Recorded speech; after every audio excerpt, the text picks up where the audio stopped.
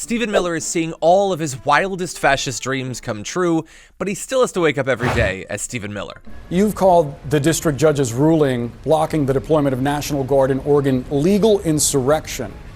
Does the administration still plan to abide by that ruling?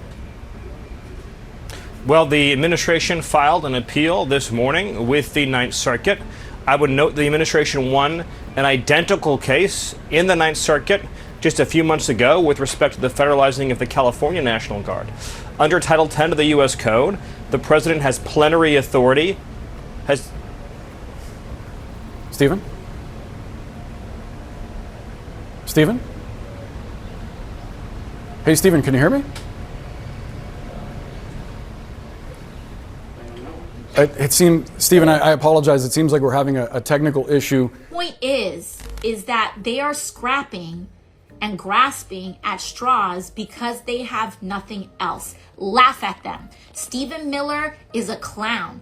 I've never seen that guy in real life, but he looks like he's like 4'10", and he looks like he is angry about the fact that he's 4'10", and he looks like he is so mad that he is 4'10", that he's taking that anger out at any other population possible.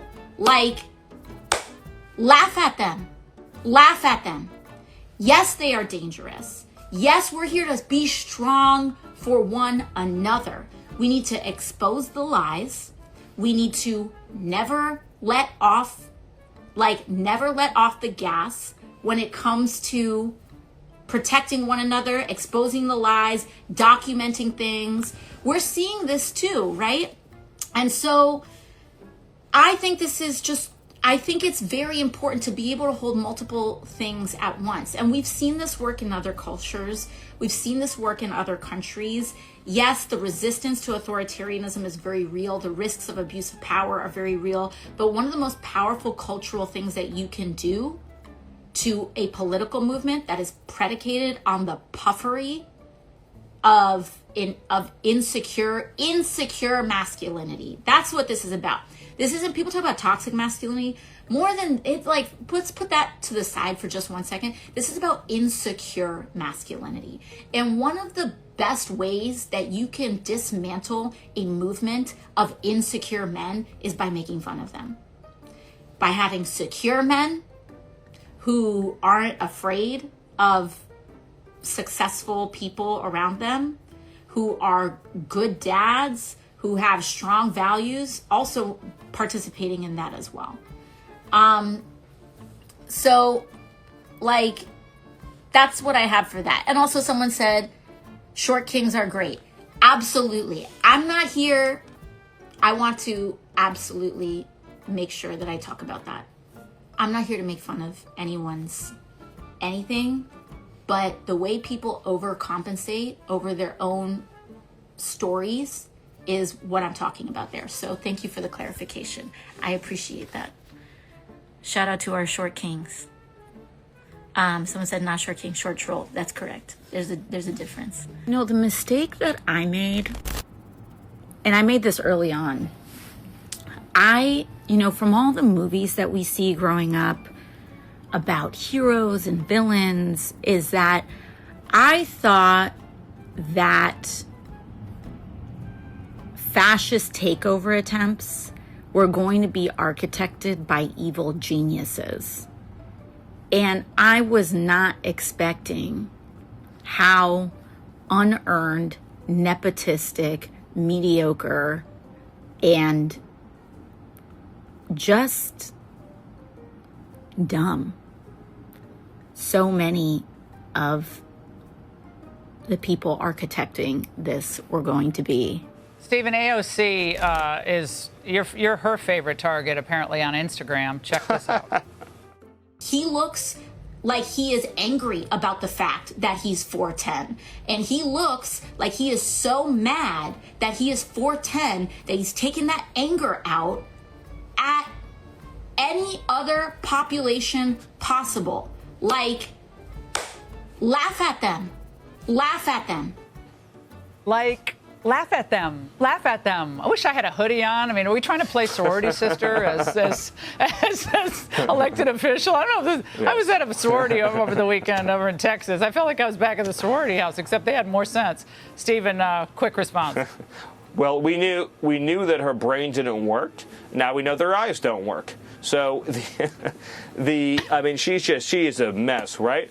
What a train wreck. What a train wreck. I think you should just get a hoodie. It's great. You should just wear a hoodie from now on and respond to her in a hoodie. It should be hoodie to hoodie. Stephen, yes, thank you so much.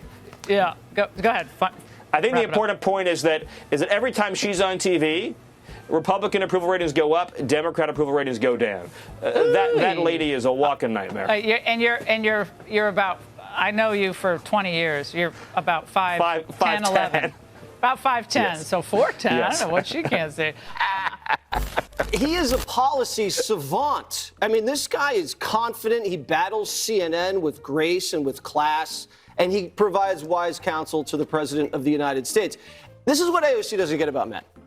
Miller is a high-value man because he has power and influence, because he has vision, and he's on a mission to save this republic and protect Western civilization. He speaks with confidence and flair, and he's unafraid of anything. Now, AOC may have someone that's taller like Gavin, or someone has more distinguished characteristics like Adam Schiff, the senator, who talks like this, or someone with more wealth like Soros the Younger. But those men are not brave men. Those men did not protect the country when the country needed it. We had tests throughout the last couple of years, tests on crime, tests during COVID, and tests with immigration. And all of the men that AOC seems to value, they all failed the test, and they failed it miserably. Men who are high-value men like Stephen Miller take risks. They're brave, they're unafraid, they're confident, and they're on a mission, and they have younger wives with beautiful children.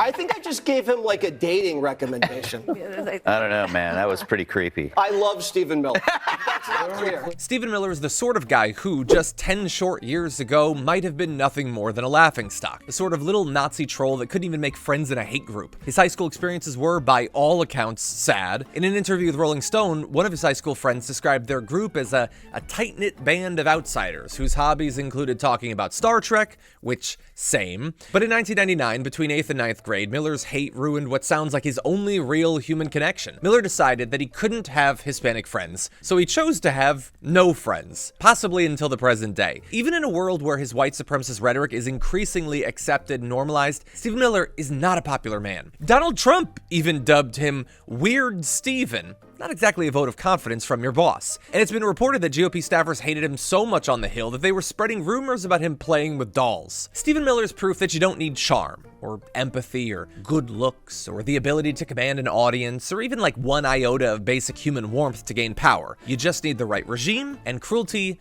and persistence. And right now, he's got all three. Inside Trump's White House, aides reportedly jokingly call him President Stephen because of his oversized influence on both policy and on the president himself. He's the architect of a movement that thrives on fear, and his continued influence is a reminder of how easily hate can infiltrate even a democracy. He's the right weirdo at the right time.